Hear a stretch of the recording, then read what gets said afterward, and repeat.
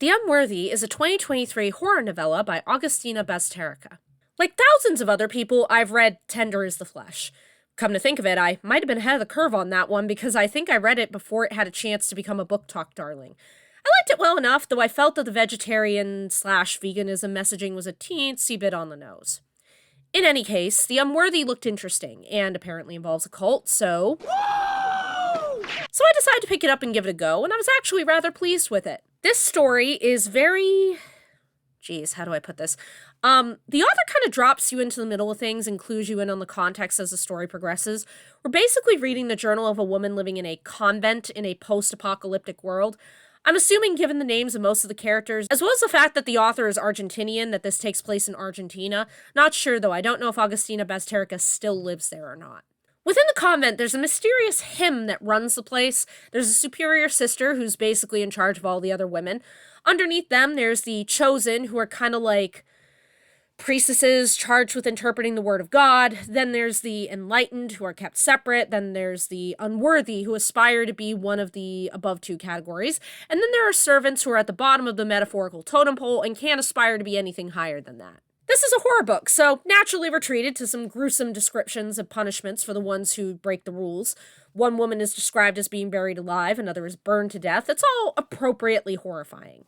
The author does a very good job of not just creating a solidly tense horror atmosphere, but also kind of hinting through these awful punishments and the general conduct at the convent that we're building up to something horrible happening at the end.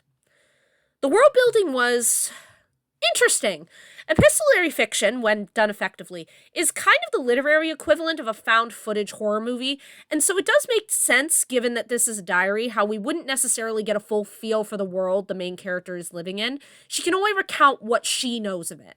I will say that The Unworthy did a good job of taking advantage of opportunities to slip some world building and lore building in when it made sense. So though I don't have a perfect idea of everything that's happened to result in the world that the main character inhabits, I will say it's good enough and leaves a bit of mystery for us as well. The main character was intriguing. As the story goes on, we get a little more of a look into her history before the convent, but we never get a full feel for her personality. But in the context of this story, that does actually kind of make sense. The main character has been in survival mode since she was a child, and she's presently in a cult convent that has effectively hollowed her out and made her laser focused on how to best advance within their ranks. It was very, in my opinion, lore accurate for what cults do to people. It's only as the novel presses on that she begins to regain a little bit of who she was before entering the convent. This is very much the same for other characters in the story.